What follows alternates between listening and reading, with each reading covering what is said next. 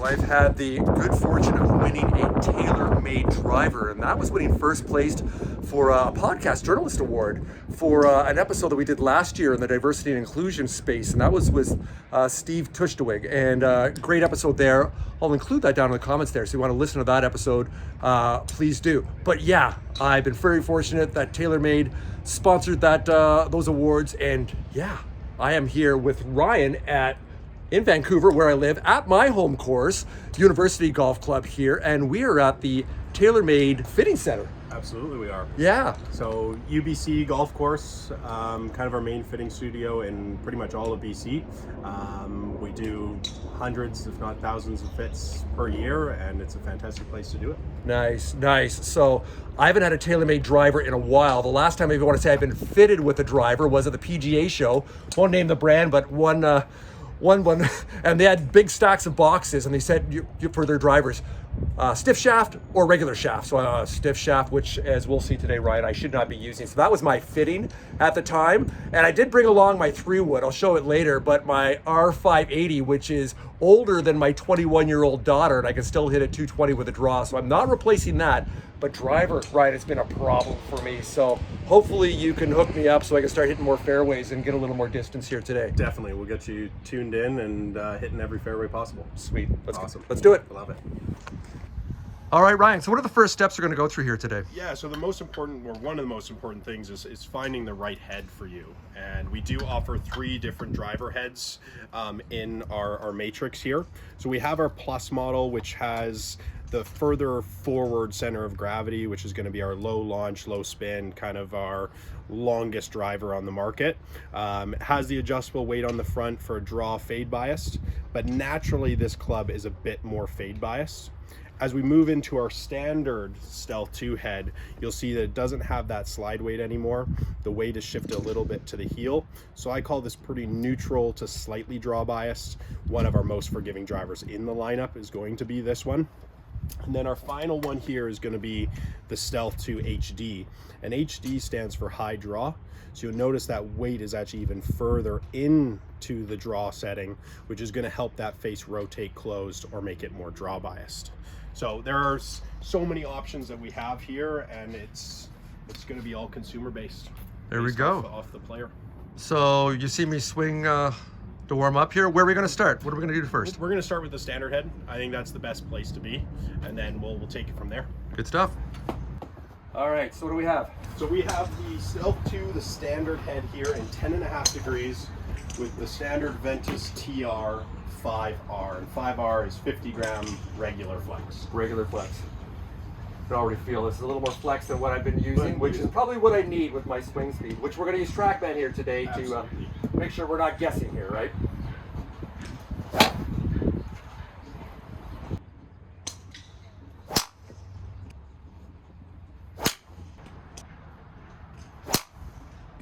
That was yeah, too quick there. So that would be one that would happen, not commonly, but could happen. Yeah, that would happen a couple times around. Okay. And I just know I got too quick there, got too handsy there, and yeah, the club face was just wide open on that. So we'll go one more, and then we're going to make some changes, and I'll kind of explain why we're doing these changes.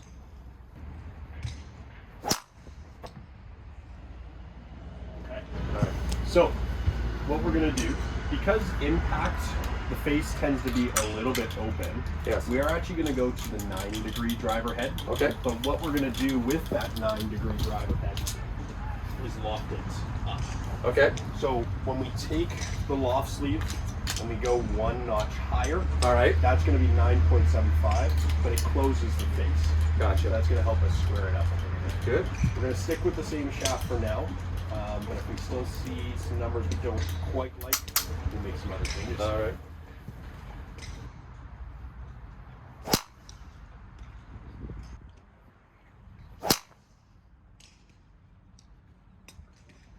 Definitely starting on a better line when it's fading.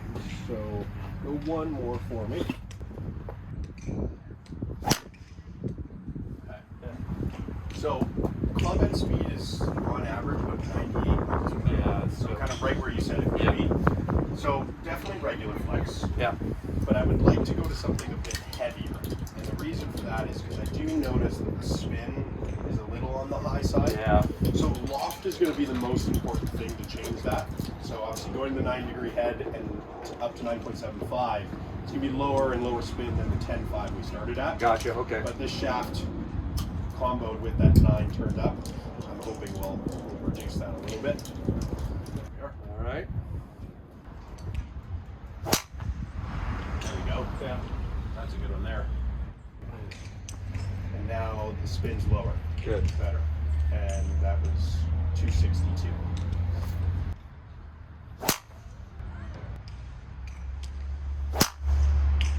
Good one there. Really good one there.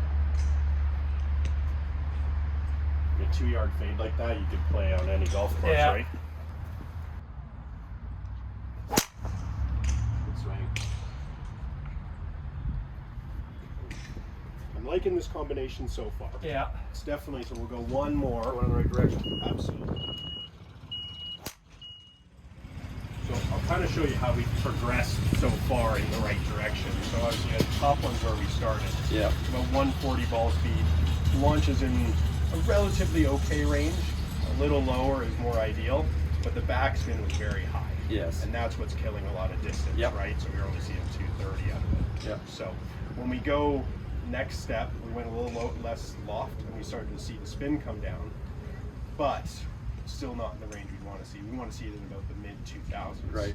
So now with the final one, or the last one we just tried there, one more ball speed, better launch angle, better landing angle, spins now getting in the lower part. So we're seeing 245, and that last one was a little bit out of heel when we actually go back to it, 255. Nice. Right, so we're moving in the right direction with that. Spins perfectly in that mid 2000s. All right, Ryan, so that we tried three different iterations of that, and you're slowly getting me in where you want. So so what are we going to do next here? Absolutely. So we're going to make another shaft change here, give you something with a little bit higher torque, a little bit easier to rotate and get the ball moving, maybe even right to left, or in your case, a little bit straighter. And with the 9-degree head turned up a little bit in loft, I think it's going to be kind of the perfect iteration for you. Nice. So okay, you replace the shaft. So once again, this shaft compared to the previous One one. before, a little softer in the lower portion of the shaft, Okay. which is just going to help you rotate the face a little bit more closed. Gotcha. Okay. Awesome.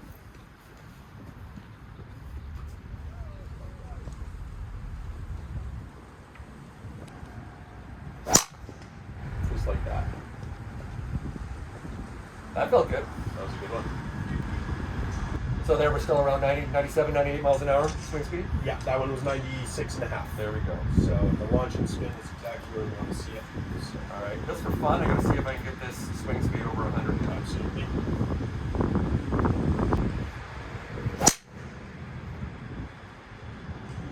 Definitely quicker. Yeah. I can see what you mean when you're saying that you don't make a full, like when you go quicker, Yeah. you don't make a full Yeah. swing, right? And that left tends to happen more because now the hands take over. Yeah. Launch and spin. That one was 99. All right.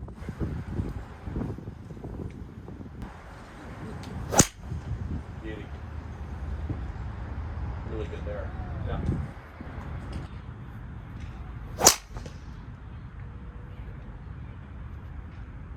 So the one thing I am noticing with this shaft combination is dispersion's getting a little bit wider, right? Yeah. Like we're starting to see it go both ways. Yeah. So I we saw all- that was a bit of a draw on that one there. Yeah, exactly. So the shaft that we had before, I think, is actually the more appropriate one for you, as it limits the dispersion, right? We're not seeing it go left hard. It's Yes. more likely to go a little to the right, but a little bit of a fade is better than the hard left one. Gotcha. Right?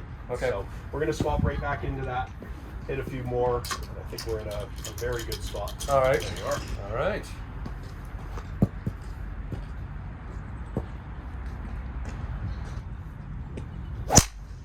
Yeah, good one. Really good one.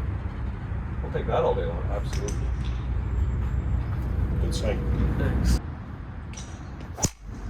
Oh, beauty.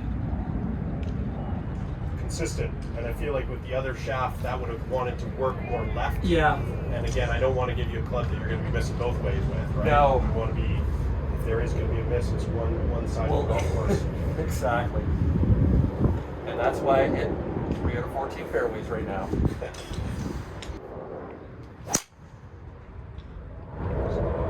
That's very playable. Yeah, I'll take that as a miss.